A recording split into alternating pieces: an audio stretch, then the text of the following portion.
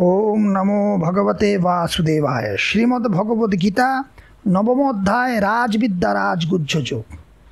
এই অধ্যায়ের এখন আমরা 3 নম্বর শ্লোকটি দর্শন করব।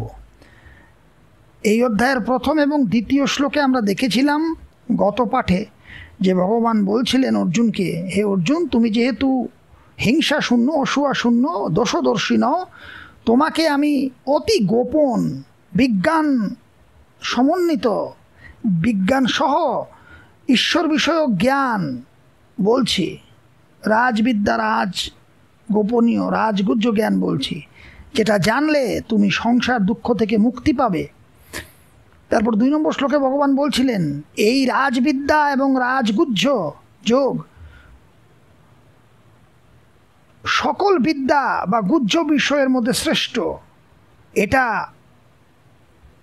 সব থেকে উৎকৃষ্ট, পবিত্র, সর্বধর্মের ফলস্বরূপ, প্রত্যক্ষ বোধগম্য, সুখসাধ্য এবং অক্ষয় ফলপ্রদ। এখন আমরা 3 নম্বর শ্লোকটা দেখব। তো ভগবান যে বললেন যে বিজ্ঞান সহ জ্ঞানের যখন এমনই মহিমা এবং এর সাধনও এত সহজ, তাহলে সব মানুষই কেন এটি ধারণ করে না? এই প্রশ্নে অশ্রদ্ধাকেই প্রধান কারণ জানিয়ে ভগবান এবার অশ্রদ্ধাকারী মানুষদের নিন্দা করছেন। এই 3 নম্বর শ্লোকে আমরা কি দেখব? যে ভগবান যখন বললেন যে ওই আগের 2টো শ্লোকে যে বিজ্ঞান সহ জ্ঞানের মহিমা বিশাল এবং এই যে রাজবিদ্যা রাজগুজ্জ যোগের সাধনও খুব সহজ, তাহলে সব মানুষ কেন এর অভ্যাস করে না? এই প্রশ্নে উত্তর দিতে গিয়ে ভগবান বলছেন, বা এই প্রশ্নের সমাধানে ভগবান বলছেন যে অশ্রদ্ধাই তার প্রধান কারণ। ভগবান কি বলছেন এই শ্লোকটা আমরা দেখি সোজাসুজি। অশ্রদ্ধানাঃ পুরুষা ধর্মস্যাস্য পরন্তপ অপ্রাপ্য মাং নিবর্তন্তে মৃত্যু সংসার বর্তমানি।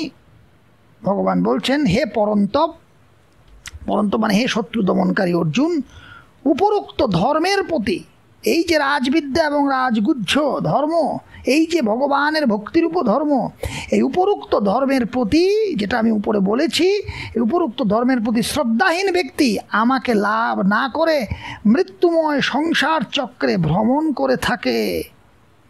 যারা অশ্রদ্ধা, যাদের আমার প্রতি শ্রদ্ধা নেই, তারা এই রাজবিদ্যা রাজগুজ্জ যোগের অনুশীলন করতে পারে না। হে পরন্তপ, অস্য ধর্মস্য শ্রদ্ধাধানঃ, এই ধর্মের প্রতি শ্রদ্ধাহীন যে ব্যক্তি, এই ধর্ম মানে কোন ধর্ম? এই যে ভাগবত ধর্ম, ভগবানের ভক্তি করারূপী যে ধর্ম, এটাই তো রাজবিদ্যা, এটাই তো রাজগুজ্জ। এই ধর্মের প্রতি শ্রদ্ধাহীন যারা, যে পুরুষরা, যে ব্যক্তিরা, পুরুষাহ মাম অপ্রাপ্য, আমাকে না পেয়ে, তারা তো আমাকে পায় না, কারণ যদি তারা আমার ভক্তি না করে তাহলে আমাকে পাবে না। তো মাম অপ্রাপ্য, আমাকে না পেয়ে মৃত্যু সংসার বর্তমানি, তারা মৃত্যুময় সংসার পথে নিবর্তন্তে পরিভ্রমণ করে।